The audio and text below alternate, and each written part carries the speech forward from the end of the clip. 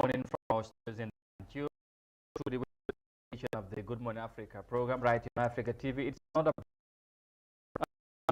on for another brand new edition of the program, and I'm very much happy as always to be here to take you through in what will be another very interesting, of course, interactive and informative edition of the program. And wherever you are, thanks for choosing us.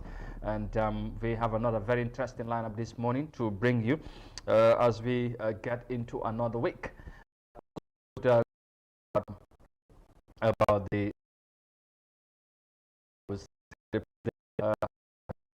of immense development, especially in the health system. We're going to bring you a report on that. We're also going to talk about the Kote dam site issues to of course, to protect the area hazard from the dam sites. We're going to bring a report on that story. That's going to be part of today's program.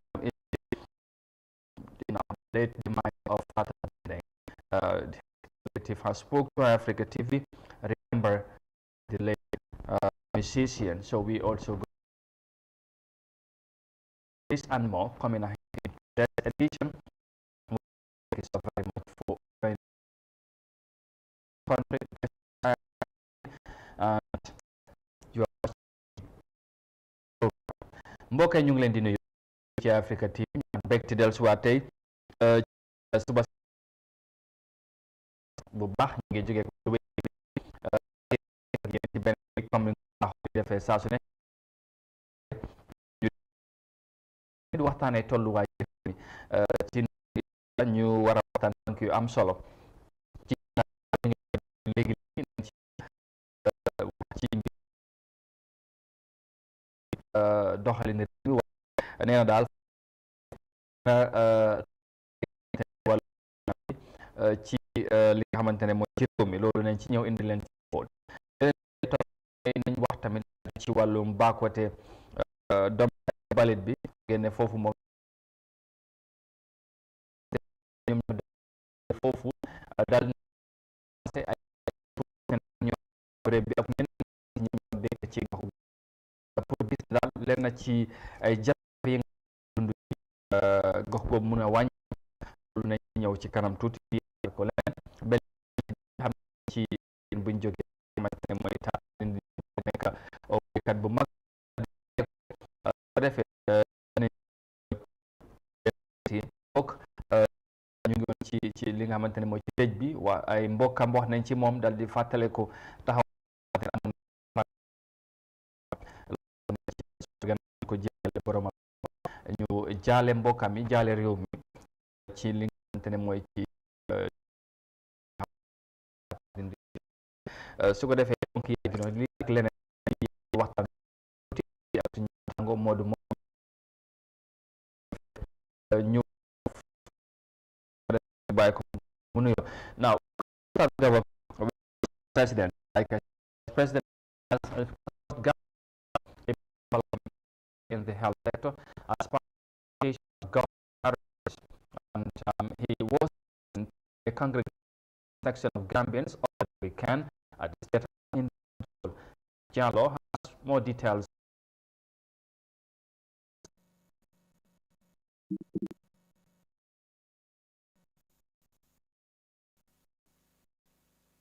President Adama Barrow reiterated his government's commitment to pursue the priority areas in the National Development Plan, one of which regards the health sector. He informed the meeting that additional ambulances will be supplied to different localities. The access challenge to health facilities. He had earlier announced the commissioning of 70 ambulances to of health facilities in the country. According to the president, ambulances would be handled by administration.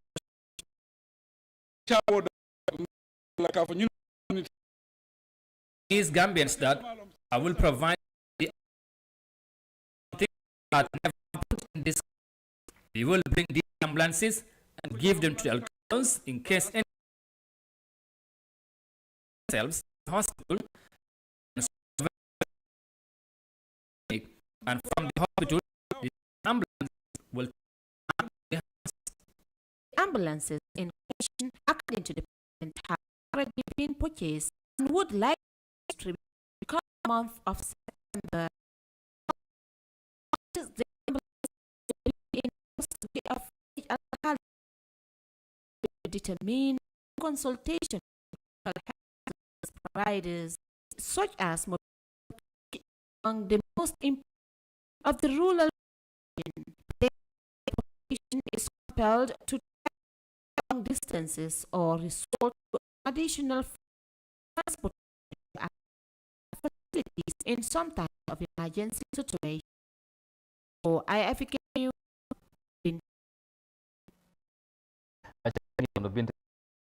on President Barrow's house, of course, my apology. Yeah, we'll see. I hope it'll work out. Mo ñu nuyu waat la bu baax ci programme bi ñu ànd ci jotaay bi mbégte la doon bu baax tamit ñuy bëri gis ci jàngat yi waaye tamit ci taxawaay am na solo ñu bàyyi la rek ko ci weekend bi am mbégte dooraat beneen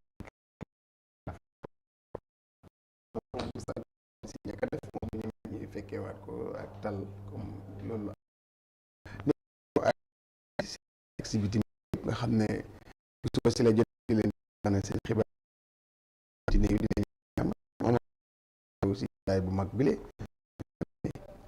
ne leen indil réew mi réew am solo la Amadou waaw absolutely li am la su defee bi gannaaw bi nga xamante ne mu ngi doon waxtaan ci am ñi ko seeti woon wala ñim dalaloon ci State House taay nag coow li bari na ak mbiram waaye dal na yeesalaat yéene bu mu am ci réew mi ci taxawaay bi tamit ci naka laa ko mun a waxee daal ci développement yi nga xamante ne mooy priorities yum am ci réew mi bu wax na sax ne dana indi wala yokk li nga xamante ne mooy gën a dooleel wér-gu-yaram bi loolu dana ci boole nag indi 10 new ambulance mooy ambulance fukki ambulance yu bees fas na ko yéene indi pour dimbale yi nga xamante ne mooy nit ñi ñu mun a dem ci faj ci béréb fajokaay su fekkee ne fi nga mun a nekk daal su fekkee ne jafe-jafe am na ambulance bi mun naa ñëw jël si la yóbbu la ci hôpital bi nga mun a faju mu mun laa tamit yóbbuwaat la si sa kër naka nga jàngatee kàddu yooyu bi président Barrow wax. waaw lii rek dina déggal li askan bi di wane ne bunti wér-gu-yaram gi dafa des soo demee si bunti wér-gu-yaram li fa gis neen COVID-19 président ministre of health si na lu am président not only ambulance feebar c'est problème ko équipement yi soxla ba pare demee yow li la war a dëkk yu mag yi hôpital buntu bu mu bëgg a yokk gis rek wér la fa bàyyi lu fi nekk rek wér moo ko fi bàyyi so wér is very responsabilité moom responsabilité pour mu taxaw baax ne li wax sooxee mu fa si ñeent kii ne ikul boobu def yooyu war ko si l'hôpital si bés ko taxaw si yooyu noonu ni ambulance si l'hôpital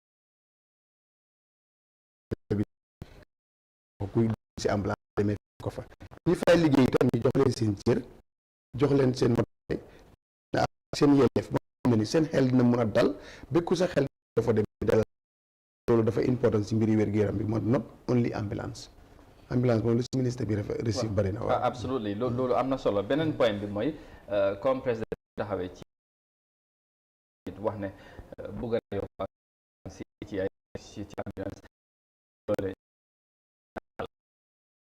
wàllu yaram nu mel bari li nga est-ce que am ci wàllu du ëpp indi ay ambulance parce que day ambulance ay fukki ambulance comme ni nga ko waxee jotutu pour continuer jiite réew mi mu wax Gambien si li war a gën a dalal Gambien si ci wàllu wér gu que tey ñu seetee Covid te ñu indi benn doxalin ci wàllu wér gu yaram hôpital yu mucc ayib indi ay bagages yu mucc ayib taxawaay yu loolu lañ woon ci presse ci jamono bi ñu toog ay fukki am loolu lañ doon seetu si président bi xëy na dina si ñëwaat waaye lu ñu dégg moom loolu lañ doon xaar parce que am na bëri si gasoil man dina leen gasoil xam nga doy pésin bi wala mbokki pésin waruñu garab yooyu leen so président bi ñëw si saalum li koy ko sa bu demee mu yomb ñoom senti so den bëgg la taan si yuñ soxla ñu fa liggéey itam ñu nekk si gouvernance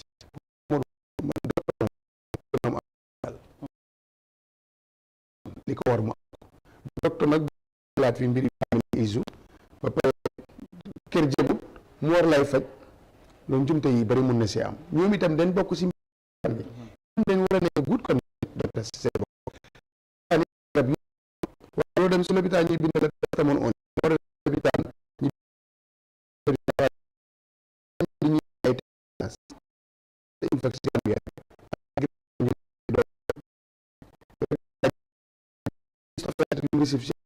si nag léegi is moo doon am am benn urban area foofu foofu ay garab feebar bene gis na tax dina am def bu baax fii te kon aar président bi nag non si ko ay dañu xaar tada yokk si am na nekk soo jënd gaz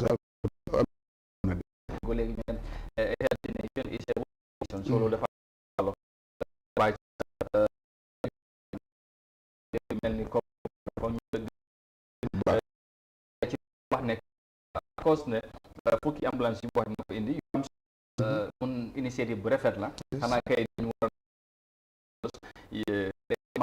wax na ci mën a bàyyi xel ci wér gu yaram sax na lay ñu si nekk ñu moo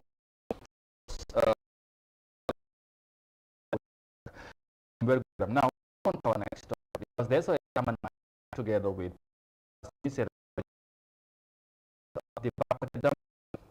the project seeks to learn by the way magnitude of hazard pool west side types of residents including the SOS village reports. Backward being point municipality is known for causing of a resident area for decades now. One time areas are found in the making it the sport. Can municipal council take the by on to add with some improved statement so far have only minimized pollution emanating from the site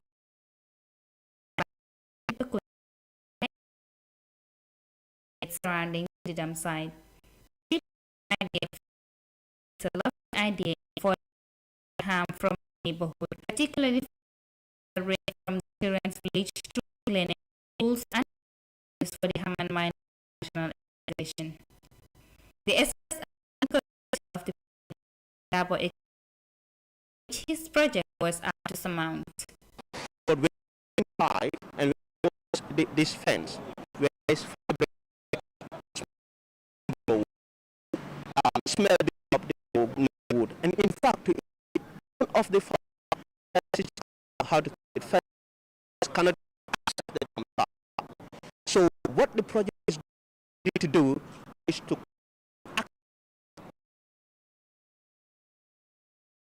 have direct access to the dump, have direct access to the dump site without any obstruction. When there is fire breakout, the fire security will also have access to the dump site. This will prove. Dabo highlighted the extent to which the SOS project Prove that condition. So as a matter of fact, we work with them to identify those vulnerable, to roll them into the project. The project we are able to work with that structure.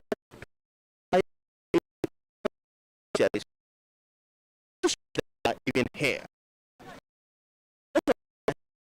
the project go have but their children needs because their families are not giving them the support. So we will empower, give the resources into tons of them. This way the children can live in a day for life. tree planting as included by the acting national coordinator of the SOS children villages in the Gambia has a deep bearing on the SOS Mother and Child Clinic. That our clinic is no longer facing this problem of debris flying all over the place with the smell, mosquitoes all over the place. But at least now we have seen significant change in the environment adjacent to our clinic. Our clinic is very important to SOS and to the neighborhood here and to the entire Gambia.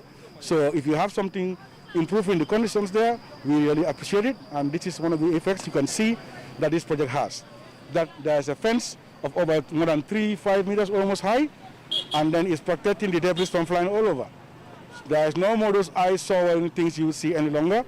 No smell, you can feel it as you stand here, nothing is smelling you compared to those days. 6 months ago, 7 months ago, it was all over the place. But now we are happy that this fence is here, is protecting also not only the clinic, but also our village. This is the children's village you see here, right on my right here. There are children who live there with their families. And then if we should have this fence protecting that, that's really very good for us. The key focus with the tree planting by the SOS Haman Minor is to protect the health of children and families from environmental hazard brought about by the system side. Reporting for iAfrican News, I am Hawan Jai. ngi noonu ñu desali ak xibaar comme ni ngeen ko noonu mu nekk lu am solo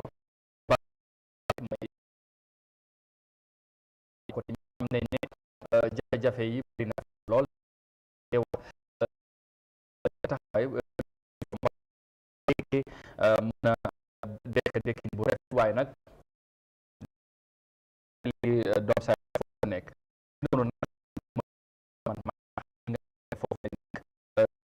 lool doom side ñooñu initiate xalaat nas daan ak seen na si pour gis ne jafe-jafe yi mooy xamante ne daf ko ci bale bi ñëw moo ñu dëkk gox bi surtout nag xale yu dëkk foofu tamit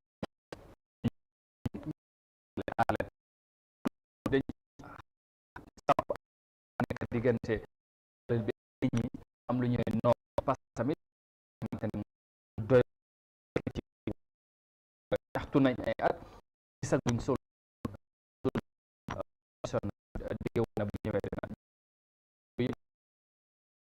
lan nga mën a jàpp ci série bu mel ni SOS village bi buñ demee ba ñoom ñu programme bu mel ni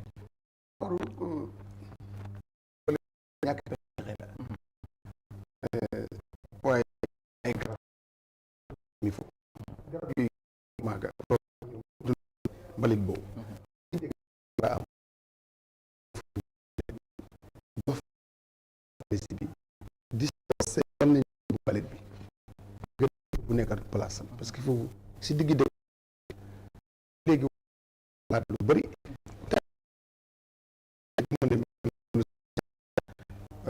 former government bu fi nekkoon la ñu am yaa fii dootu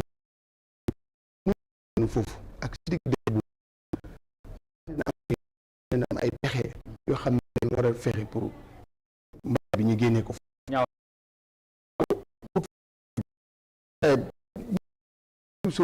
dégg naa yëpp ne fu mu war a mën a dem tuuti mbalit te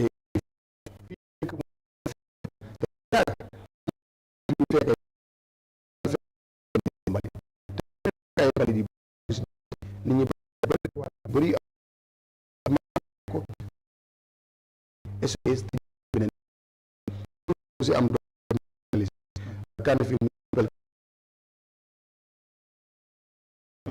dem ci beneen xam ne lu ko si da am ñu ci judd si feebar bu mel ni du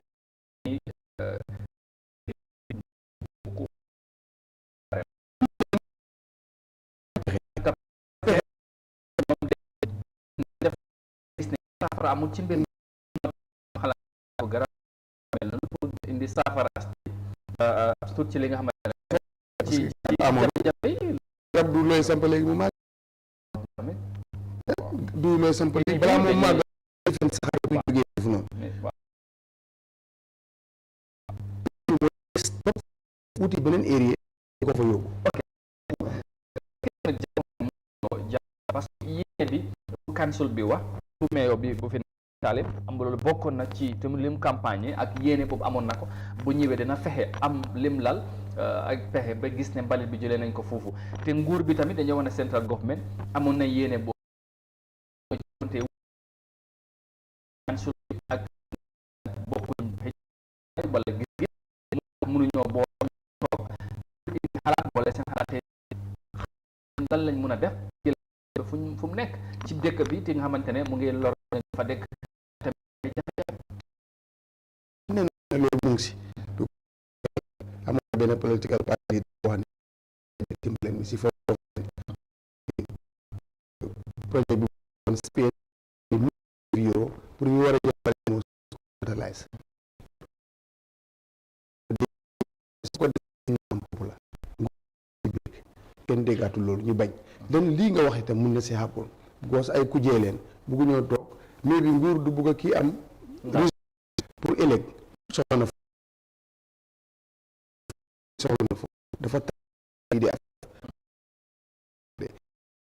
jiit mooy askan jëriñ askan bi jox naa ëllëg nekk fa loolu war nañ ko mën a gis bi àggee ñu pusaat feneen balaa loolu mais bi dinañ am nguur bu am projet pour mbalit bi ñu def ko fertiliser dootuñu indi ay fertiliser yu ñëw sàcc di ko yóbbu Sénégal di ko jaay parce que dégg naa ne sa douane Sénégal yi ñu ngi si boole yi di xaar ñi indi fertiliser bi boo ñëwee ñu jàpp la suñu fertiliser bi yëpp xaar fi dafa dem mu ngi Sénégal de loolu foog ma cabaxal ko si kooku waaw kooku war nañ ci mën a waxtaan ak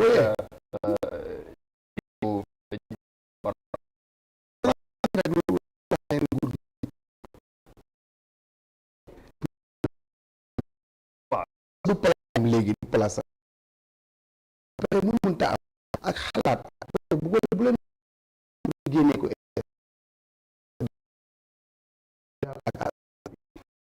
ak am si ñoom loolu mooy parce que suñu place yi dëkk bi am na feneen nga xam ne mën nañ ko faa def si ay at balaa dëkk bi di màgg di dem foofu noonu ñi fexe mbalit mu nekk réew mi jëriñ da ngaa gis ne mbalit dina fi sax pour demee ba jël mbalit kon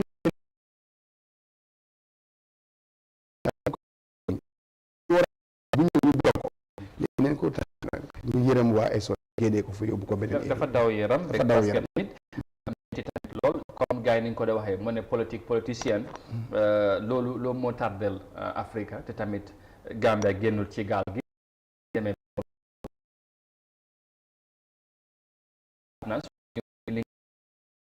la waaye di ko mën a waxee moo indi ci réew mi nit ñi loolu mu nekkal lu te nag am lu ngi seen loolu li métti mooy ay xale te ñoom foofu bees ak tamit ci bale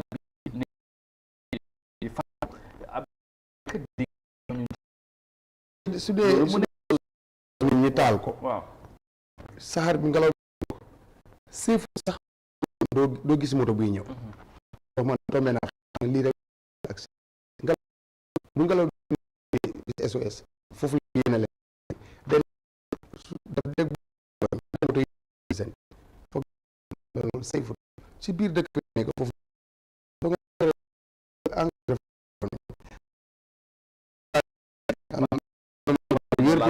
Sénégal ñu ne dem bu jógee Gambie ñu jàpp te moo fa te parce que bi ci bopp wax loolu 1000 tonnes am Gambie mënu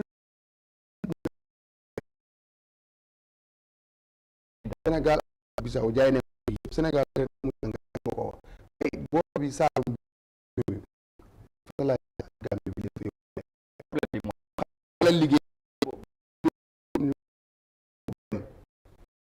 teel lu waa jàpp nañ ci moo tax ma ne la am nañ njaatige am nañ njaatige amul ay dégg ay troc dañoo téye ay dégg naa fertiliser bu baax la béykat bi moo ma ko loolu béykat bi mun a fertiliser bu baax a baax a baax a baax soo Sénégal nag ñoom fertiliser bu noonu am ko ak Diamond la ñuy wale te dañoo ñëw ak CFA bi waaye am na lu ne si gannaaw moo tax ma ne président bi war naa xam ku def li mu rëq ndigam moom si boppam boo confirmé xam na ne am na waaye gisaaguñ ci dara loolu ñaari nawet dégg naa mënoon nañ ko say use léegi nag yem na si pare baykat yi ñu ngi fii struggle am na ñi nga xamante ne ba léegi mu jotuñ ci engrais jaay nañ ko yóbbu Mali dégg naa am na malien bu si eb lu bari yóbbu doy na waar Sénégal moom mooy loolu waaw su ko defee mu ngi noonu war nañ cee mën a seetaat mbir mi waaye kon ni ma ko waxee waroon ñu am Jiji si seen MD managing director bi war na fi ñëw ñu waxtaan ci loolu waaye nag mun na am week bi balaa moo jeex amaana dina fi ñëw ñu waxtaan bu fekkee ne loolu antuwul tamit nañ ko séntu ci fii ci kanam rek nañ fexe mu ñëw ñu waxtaan ci loolu ñu indi ci leeral ak yenn taxawaay lañ ci am incha allah ñu wéy gannaaw loolu ñu wax ci leneen dugg ci géew politique bi ndax xam ngeen ne ci lañ toll jamono ji ci réew mi coow laa ngay bari ku ne mu ngi fexe naka ngay gën a amee doole su political party ak ñi nga xamante ne ñu ngi ci géew politique bi ci am fuñ fare ci loolu nag am na ci weekend bi kenn ki nga xamante ne fekk dina Mama Kandeh bu GDC wane na moom dafay ànd ak moom ci élection yi ñu ànd ak report boobu den su ko defee ñu def ci jàngat tuuti balaa ñoo continuer ba léegi ci programme bi we'll move on to our next story because of course barely 4 months to the much talked about December 4 presidential polls in the Gambia. Team Hassan Martin has thrown its weight behind Gambia Democratic Congress candidate Mama Kandeh. Lawyer Hassan Martin made the revelations or this revelation on Saturday while updating the polls made different political parties to form a formidable. He has more details. Anticipated 2021 approaches initiating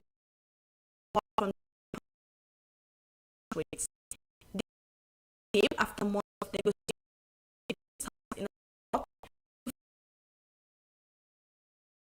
in December 2021 presidential, which have been spearheaded by Lawyer Hassan said Kandeh's leadership and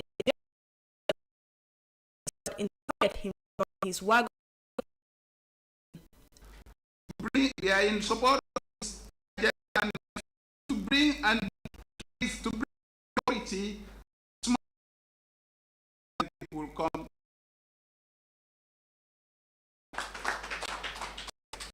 We are also endorsing his candidature for the December 2021 elections. And we will also engage and support his efforts to reach out to other political parties and to stakeholders such as independent work in partnership.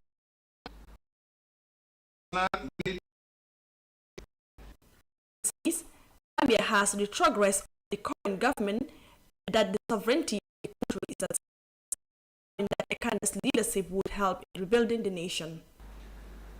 It is for these reasons that we as to the party to rise beyond their party interests, consolidate and to bring back sanity and restore. Ladies and gentlemen, let me a brief update on the recent alliance. Two political parties for 2001.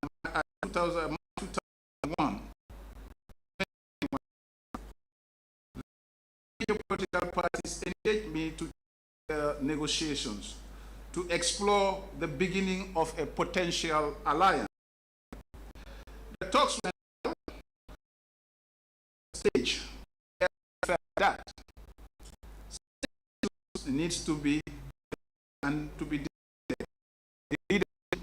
Lawyer Hassan Martin began his political career when he stood in the mayoral election in 2017, but later with candidate instead. As a human, he engages in social and political with other parties in the upcoming December election. Mr. Martin, a general legal practitioner and defense counsel, is also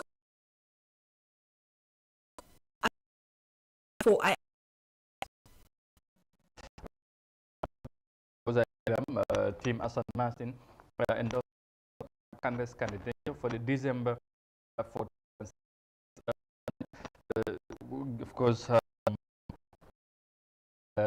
very utali ba Hassan Martin ak team ñu da demba war ci sam nek d'accord nañ pour ànd ak ki nga xamantene mooy GC ñu ko ci élection ñoo ñëw lii nag gannaaw xamantene def ay wax moom na waxtaane pour gisee yeneen projet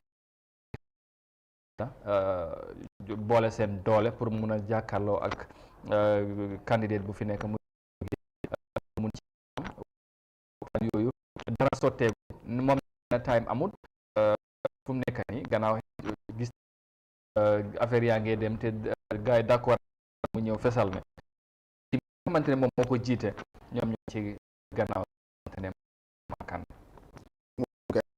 waaw waaw jamono si rek sëy kay temps yi nag political parties yi ñi ngi sëyante ñi ngi tante loolu nekk dafa war a waaw bëri na trop fu mu nekk nii moom dafa tàmbali nii waaye dinañ ko gis si yeneen ñeen ak yeneen bu sax ci dafay foog yi nga xam ne mu ànd si jamono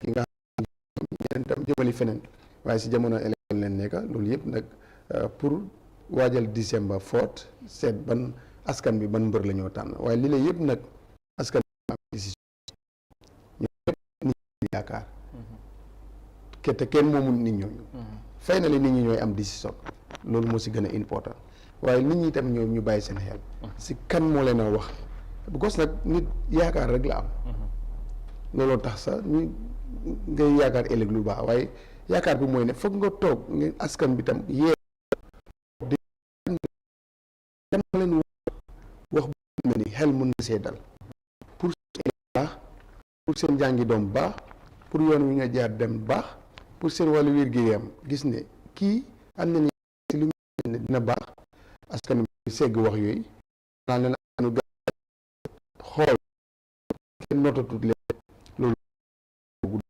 te réew bu demee élection bu ko rek nga fa ne yàlla di nga xam fulla ay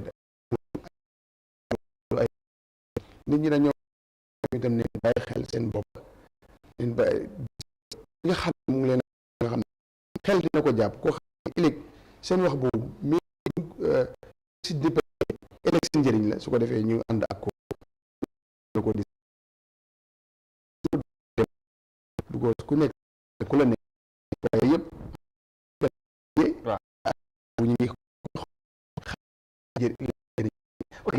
ci wàllum politique comme yaa ngi am nañu ñoo jàngat mu ne jiri si ñàkk nañ fi kàng bi waa ji MC nag tey bu bokk na tamit ñi nga ci mayoral election 2017 waaye dem xamante ne ko jaay waaye am impact bu rëy dañu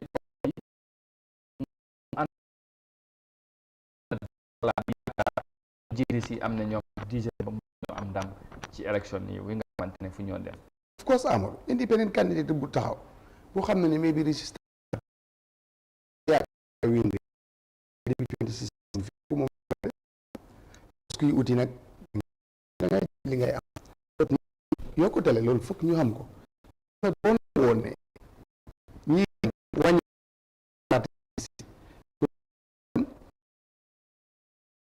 ñoom gos comme MC do waxee benn individuel mu doon génn di dem ba denn team nag is xam nga doo wax fi am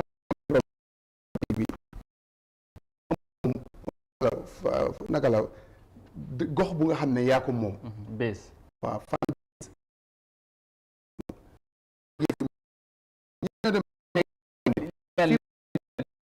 lii mu ngi dafa war a fekk saal bi mu ko tamit téye loolu tam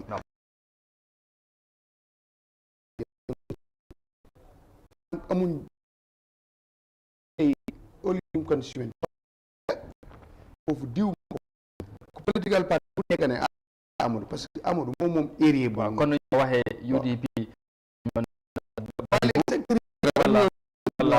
wala jaara nga wax APRC nga ne fooñi ak yu mel noonu waaw yooyu bees yooyu bees yi foo ko gis Amadou waaw parti bi si boppam moo ko moom wala secrétaire général bi benn nga gis fële benn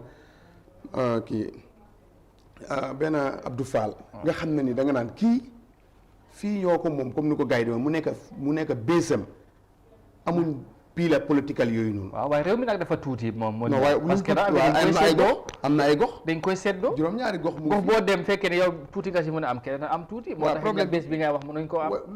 loolu mooy problème bi loolu moo tax askan bi jëriñu si politique bi parce que nit ki da nga war a am bés ba pare am fan bés yi nga xam ne ni yow da nga war a jëli ji indi ñooñu always ñu ngi si sa gannaaw nga leen a jëriñ. bëriwut fii. waaw this is the problème. foo ko gis rek parti bi la au secrétaire général bi. ñooy moom everything waaye benn si parti ko xale fan bés bu nga xam ne ñoo ko moom rabaraba koo xam ne ni yow fi nga dem sa poos waaye xam ne politique koy di jël wax fii si Gambie waxuma ko rek ngénte sax boo ko amee du fa ñëw surtout secrétaire général si ñi nga xam ne ñoo jiite parti loolu dafa waroon a am làmb jaa ngi nii amul kenn booy nekk si koñ Sénégal ku nekk politicien moo laa ñëw jëndal la ay ticket jëndal la everything amuñ ko fi. ko xam nañ njëriñ bi ñoom. xam nañ njëriñ bi. fii amul fi amuñ ko si football. fii nit ngeen ko amuñ ko fi si dara ngeen ko tuddee sa bés sax xëy na du ñëw sax du ñëw wala du ko fullaal du. soo kooku nag bu génnee si parti lan la wàññi parti bu benn vote scar la am bu ko amul fan bés amul gannaaw liggéeyut ko gos boppam rek la moo liggéeyal lii mooy problème yi ñun Gambie amuñ ko moo tax bopp secrétaire général di soona waaw maa ngi fàttale ko élection bu passé Sénégal bu affaire demee ba jege Macky def na ne ministre yi directeur ak ñeneen ñi nga xamante ñu ngi si def ne ku ne dellul sa gox nga dem nga wiin fa boo fa wiinul boo fa ñàkkee soo ñëwee rek la yow tamit da ngay dem léegi war na président Barrow ministre bi kan moo si am bu jógee dajale ay nit boo ko fi boo ne 1 2 3 foofu nga yem waaw te politique sax askan bi xamul te ñooñu yëpp political appointment moo leen indi ay politique moo tax ñu tànnal leen foofu la amuñ ko soo ñi dem opposition ci sax kan la ñoo dawali au lieu constitution tey nga ne yundu kan ngay dawali foofu moo ko moom kooku boo demee tey mënul laa wax sax ku mu njañ sa ngénte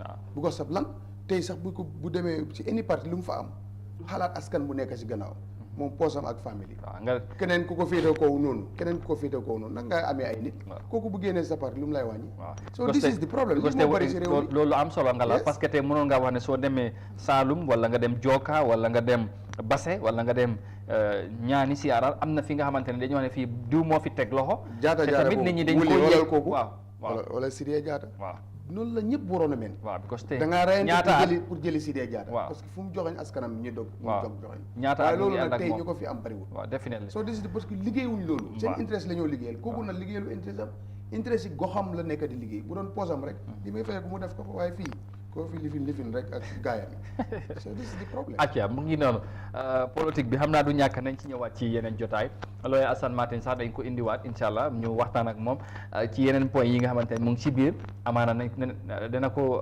mën a feeñal bu baax ci lan la gis ci GDC yaakaar bi ak yu mel noonu ak léegi lan la ñoo xaar ci moom comme bootu na ci gannaaw GDC ci élection yi ñoo ñëw loolu dana am solo incha allah nañ ko indi ñu gën a xuus bu baax ci yeneen point ñu leeral ko ñu dem xuus dem ci bitimi réew laataa ñu dellusiwaat wax ci Haiti ñoom tamit ñu ngi dunda ci ay jafe-jafe jamono ji tax na ba United Nations ñu ngi ci addu di wax ci yenn paxi la ñoo taxaw fexe ba jàppale ñoom tamit we move on now and cross borders and head to Haiti next following the earthquake that devastated Haiti a week ago. The UN Deputy Secretary General, accompanied by the UNDP administrator, flew to the country on Thursday evening to express unwavering support to the Haitian.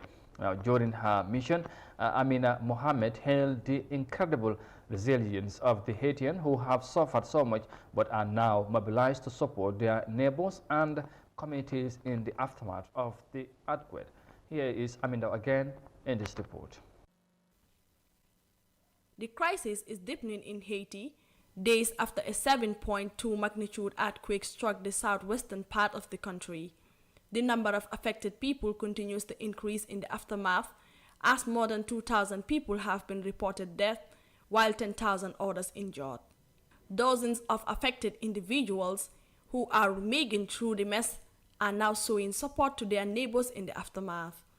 On a two-day mission to Haiti, the UN Deputy Secretary General Amina Mohammed on Friday was struck by the resilience of the Haitian who had mobilized quickly to support their neighbors after the earthquake and subsequent tropical storm.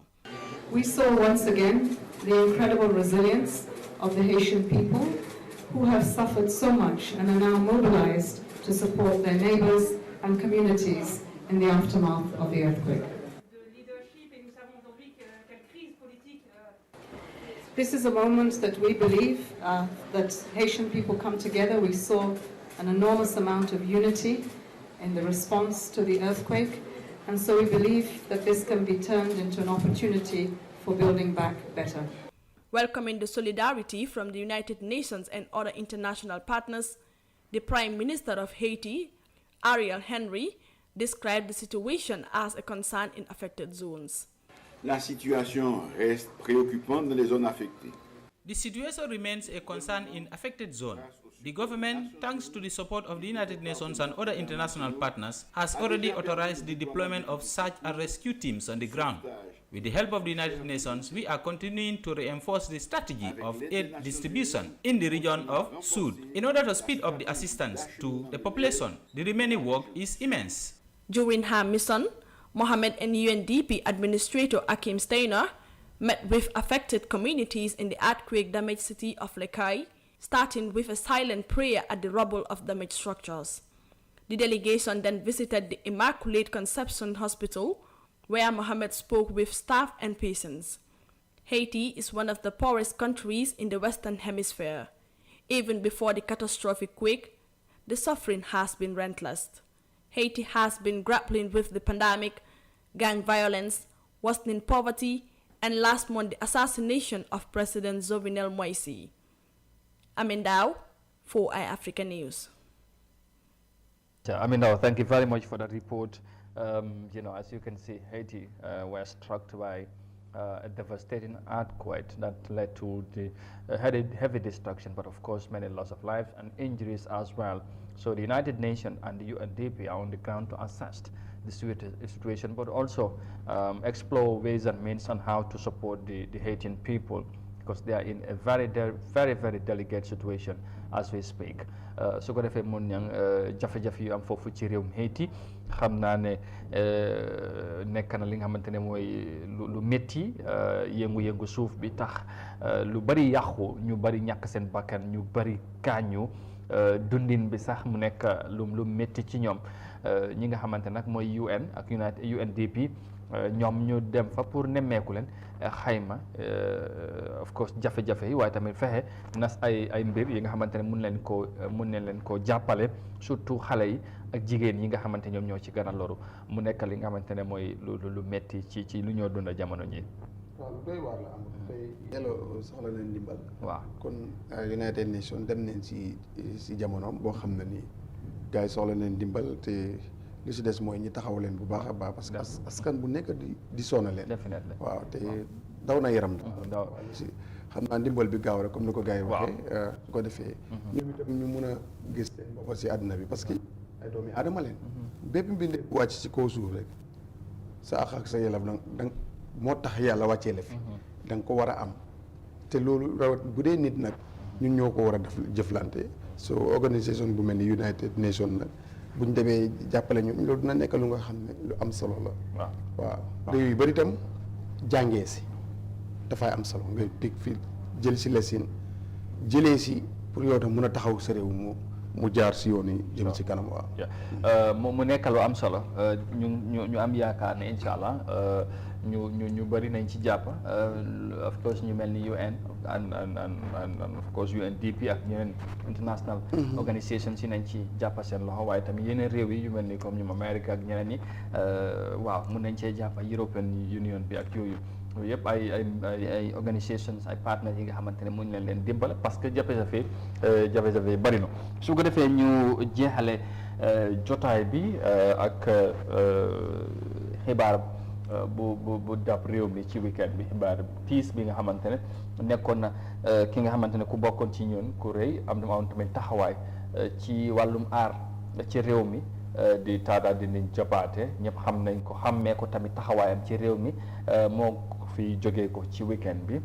mu nekk nag lu daw yaram, waaye tamit lu tiis. ñu ànd ak report boobu den su ko defee ñu def ci jàngatam tuuti moom tamit jaar yaram ci aar, waaye tamit ci yenn yi nga xamante ni yëngu na ko ci réew mi. Finally, we end the program on a very sad note, because the Gambian choir griot Tata Dinding Jobaate passed away on Saturday after battling with lung illness, and was laid to rest at Brickhammer on Sunday, August 22nd or 22 and 2021. The relative of Tata Dinding Jobaate described him as a charitable person who spent his life in the service of helping people. They held him as a man of generosity who left a big vacuum behind, but are confident of emulation in his footsteps. Here's more details of that in this report.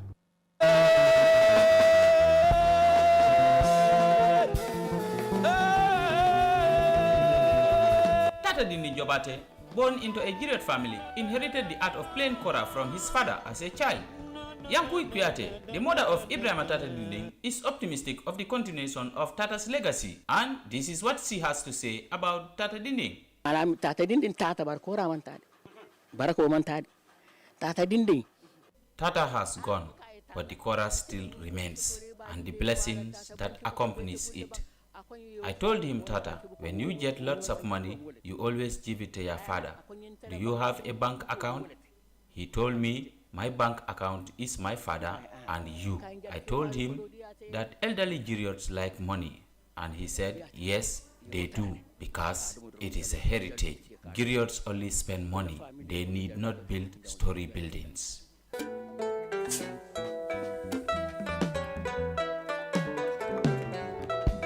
Kolikoli Samba, the stepmother to Tata Dinding Jobaate, hails him as a man who cares a lot for others, and says Tata gives financial assistance up to the point of emptiness. Tata was a great son. He was not just a son, but a great one, because he was useful to the entire world. Even when he sleeps, and someone comes looking for him, he would wake up and attend to the person. He would want to know what the individual wants because he doesn't know if the person is comfortable at home. Tata gives out money until he gives out the feast money. Sometimes the wife would tell him, you give money until you give feast money left for your family. But Tata would tell her, Allah has more for me. Pabobo Jobate, who shares the same parents with Tata, described him as a philanthropist and a good Muslim. Hey, alinga salik nga sung alhamdulillah rabbil alamin. Alinga misili mol sutura nga mindi. Let's offer prayers and keep fasting, but let's also give assistance in secret. Someone will enter heaven because he gives a lot of assistance to people. You will be asked to perform prayers, but some pray but don't fast and don't have good heart for people.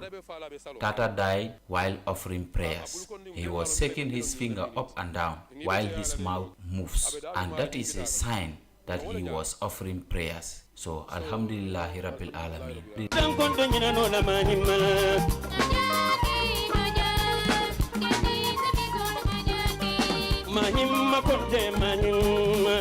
Ibrahima Tata Dinding Jobate was born in Brikama Berewulen in 1965. He learned the trade of playing the kora instrument from his father. He set up Salam Band, meaning peace, and most songs he sings are centered around peace and love. Tata, who spent 33 years playing kora, has left behind 2 wives and 3 children.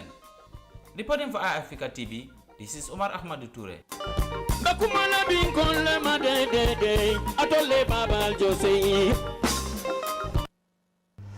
A very sad one there. Tata Dinding Jobate, the late, was later yesterday at his residence in Brikama, and we played for him for Allah to reward him with Janatul Firdaus.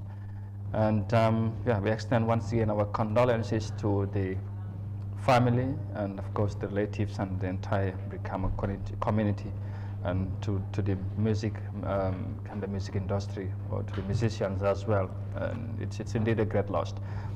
And su ko defee rek mbokk yi comme ni ngeen ko gisee, kooku Tata Dinding Jobate yàgga bëgg réew mi, yàgga taxaw réew mi ci wàllum aar. mu nekkoon kenn ki nga xam ne dañ ko Tata Dinding Jobate xam ban taxawaay la amoon ci dëkk bu mu dëkkoon na ci ñëw, waaye ci tënk rek yow tamit bàyyi nga ko xel tey mu jógee ko fii dina nekk lu métti ci réew mi ci ay mbokkam, waaye tamit ci Brikama ci gox bi nga xamante ne ci la dëkk. ñu ni Gambie tam yàkkati na beneen doomam koo xam ne ni taxawaayam amoon na solo, because li tax amoon na solo, amoon na famille te moom leen yaakaaroon. mbokk yi wax nañ ko, soo nit nag soo dundee si àddina ba nga def li la war, am responsabilité, war a jël responsabilité comme nu la sa waajur taxawoon yooyu nga am ñoo taxaw kooku def na kooku am na taxawaay bu taxawoon mu wàcc si kaw suuf.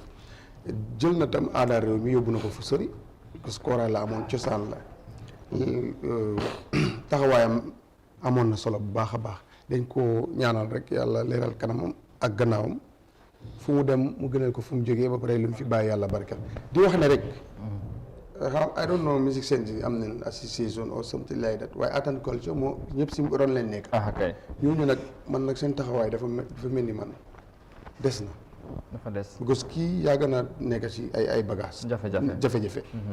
musuma gis lu ñu organise ñu ne jàppale ko. te loolu dafa am solo. ñun nag lii mooy man. lii moo war a affaire Gambie sa war a dafa tàng. waaw lu tax réew mi booy ku nekk sa bopp rek. doy na waar loolu pour lan la. waaw département boo ma art and culture xaw ma lu koppar yi bëree fële dugg war nañ di taxawu nit ñi. di leen jàppale. di jàppale nit ñi. di jàppale ñuy fësal culture. tey nag bañ a bàyyi ba nit ki jógee fii ñu soog a wane. wala war di jàppale. am na solo. si nañ seen taxawaay.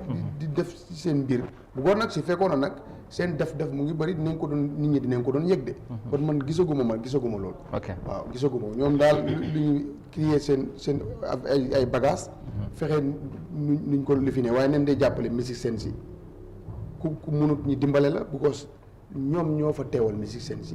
mu jëm si ministère bi ba si everything nañ dee dimbale ñooñu my friend. waaw loolu dafa am solo réew mi nañ dee dimbalante kii yàgg naay am problème ba man gisuguma benn organisation bu nekk si biir réew mi bu jóg dem na ñi ngay dem dimbale ko oo nangam. bi nee na dina si ñëw. léegoo Gambie dañ dee wax ne dañ dee dimbalante waaye léegoo léegi boo xoolee da nga foog ne dafa des lu bëri. non dafa des waaw dafa des te war nañ cee mun a. dafa jéego ñu dugal. gars yi ñi ngay try oo yaa ngay try loolu fu mun a yóbbu nit. loolu rek la Gambie bi mu.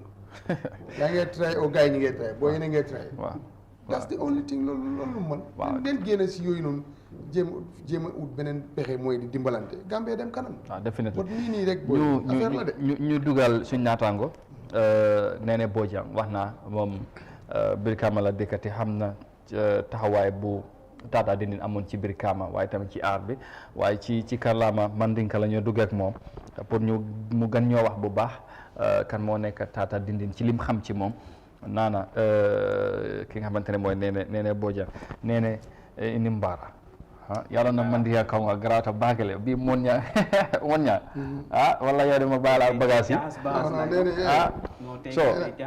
yi so bari okay kumo be ñaat mata nga thank you very much Amadou abaraka bake to momin ya invite na platform auto anyway nga ala tentu nga jay bawo ala tamala ko beti yesterday kununko safuno kununko benum Brikama to momina information of inte katani ko Tata Dinding Jobate was no more so social media circulated je katani ko Tata Dinding mantal baruling and then benun so kono so then information of intita nga jibe after that nga verified not on Alonco anyway the information was not really so few minutes later less than 1 hour another information came out again Katandiko Tata Dinding was not available anymore so Naranga by Dinding call because I have a very good connection with them because especially Tata Munte from a personal multi I do one-on-one interview with Tata Dinding Jobate concern about one of our family platform called Bojang Empire.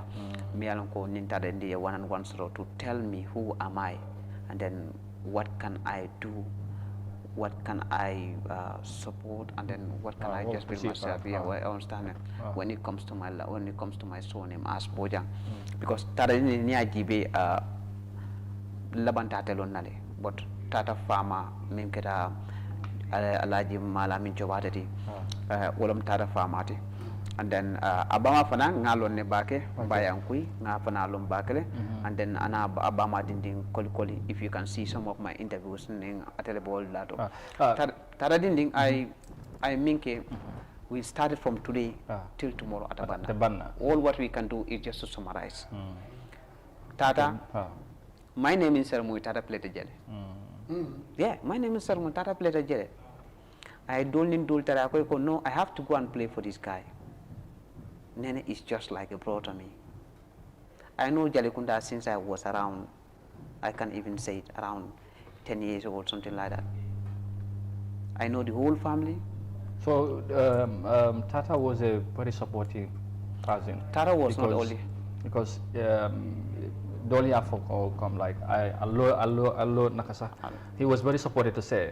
I be lori nu nyameng. He had a very big impact on the family kono abe more support kang abe more marko. So it's a great loss to the family.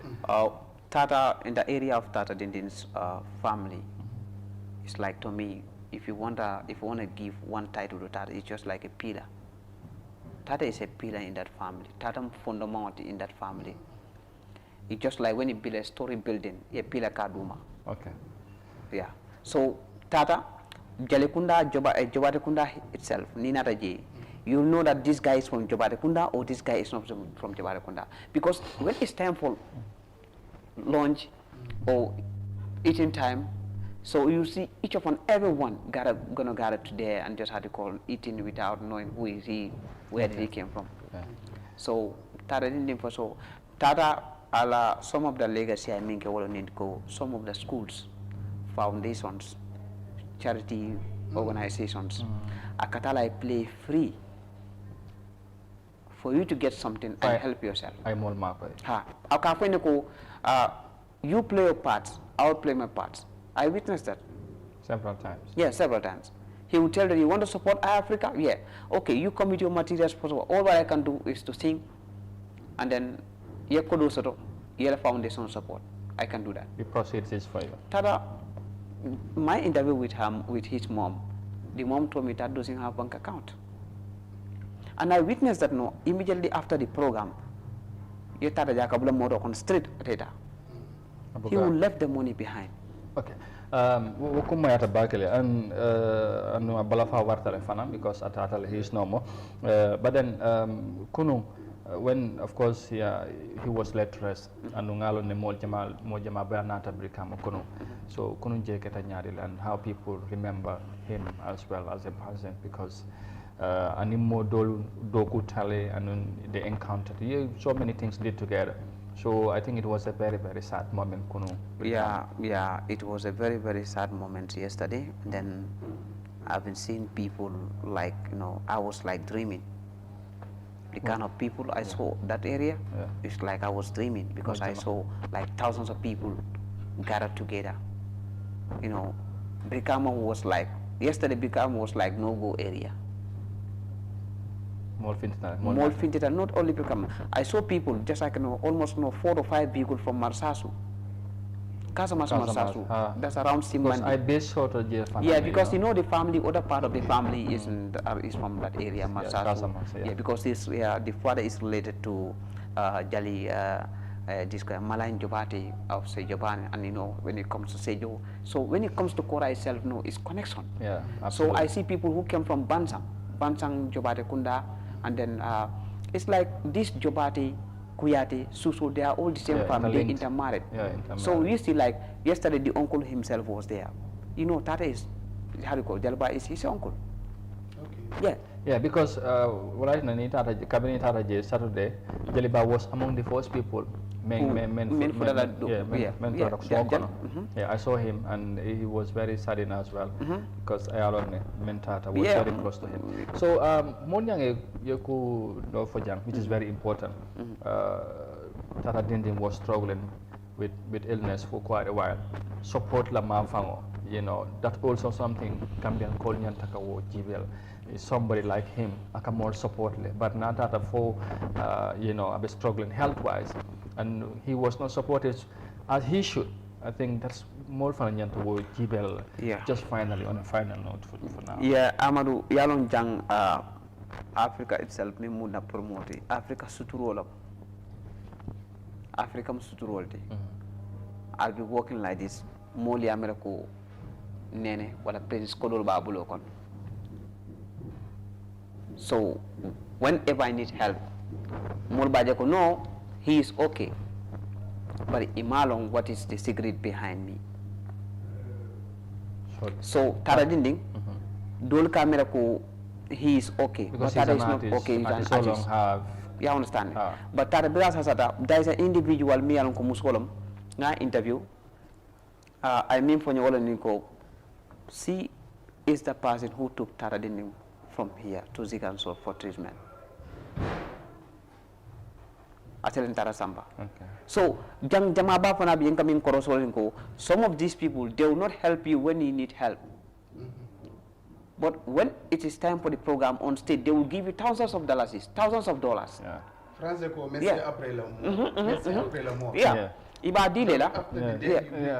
Definitely. For sure. Yeah, it's very, very, very sad.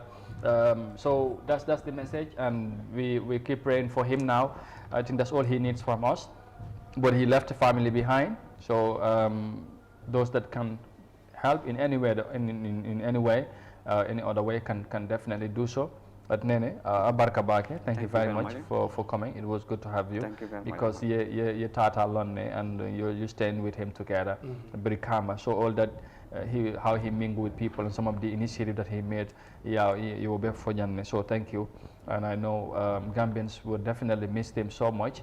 That we know, because he has been contributing immensely in many ways that he has been doing. Monya ñu gërëmaat la bu baax ci ni bokkee yow jotaay bi ñu baal rek ñu tàggatoo inshallah ba suba ak jàmm ci beneen jotaay. loolu am na solo ñu jaajëfal ko moom tam nee na ñaanal ak dem gi rek yàlla yal na ko yàlla jéegal ay jullitéem leeral kanamam ak gannaawam. xam naa ne bàyyi na fi njaboot. yàlla ñu barke. anyway moom defal na réewam li ko war. So li si des nag moom ñi ñoo waaye daal ñu dénkaat na rek réew mi daal war nañ mën a di dimbalante nee na lu mu la expliqué fii musicien yu mu bokkoon yëgul ndimbal bu jógee si ñoom dem foofu art and culture ñoo war a dimbale musicien si yëgul ndimbal ba nit di ko benn individuel moo doon def loolu mais bi nag soo demee ñu neen bind ay enveloppe dem jaala ji comme nu ma ko waxee léegi médecin après la mort y a pas de sens naka la noonu la amul sens c'est très bien parlé quoi oui soo loolu nañ ko bàyyi attitude Gambie la nañ ko fexe ñu ceeñ ko di dimbalante Sénégal nga gis te ñoom tane nañu inside bu ko mun ne wax ne diw mu ngi feebar waaye benn individuel mun na koo yëg dem def si lu rëy bot fii non waaw nañ dimbalante waaye ñu dem Gambie bi dafa ndaw trop bu ñu dimbalante rek mu dem ñu yéene wante jàmm dimbalante mu dem jërëjëf soo Gambie jëm kan ñu ngi lay jërëjëfati beneen yoon di jox dig daje itam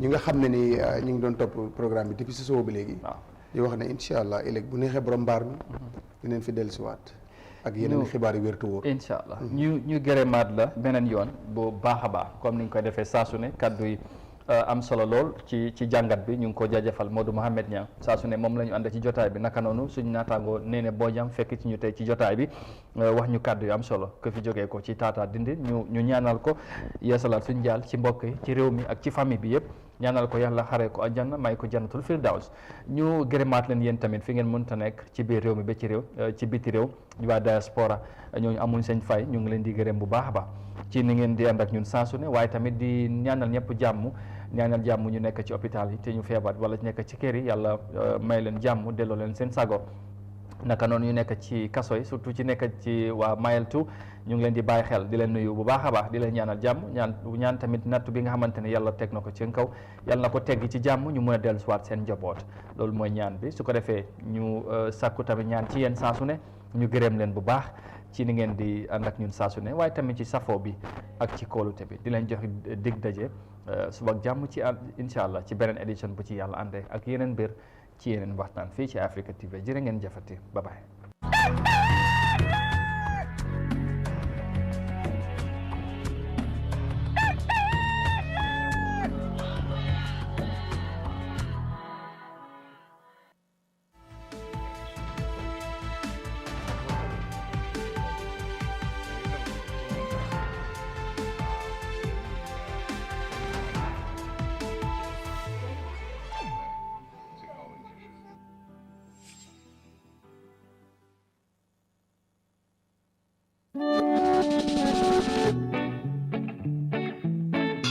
Star GSM has new arrivals of home appliances with 2 years warranty and a promotion on 2-way gas cooker, gas or electric at a cost of $10,000, which used to be $17,000, and a deeper freezer $10,000, which used to be $15,000.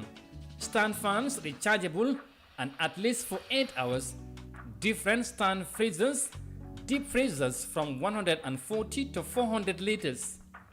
Blenders, original flat screens from 32 inches to 65 inches. At Star GSM, their appliances are original, durable, modern, and energy saving. Star GSM also have sports shoes, Timberland, and Scandals. Original perfumes from India, Churai and Andy Churai from Dubai. Star GSM offer its customers 25% discount on all smartphones, simple phones and HD receivers for national security forces, police, paramilitary, immigration, armed forces, customs, navy, etc. They also have maize powder, Dugula, at $900 per bag or $100 per kilo.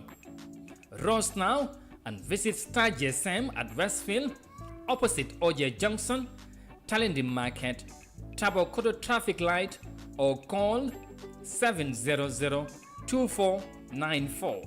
Star GSM Electronics.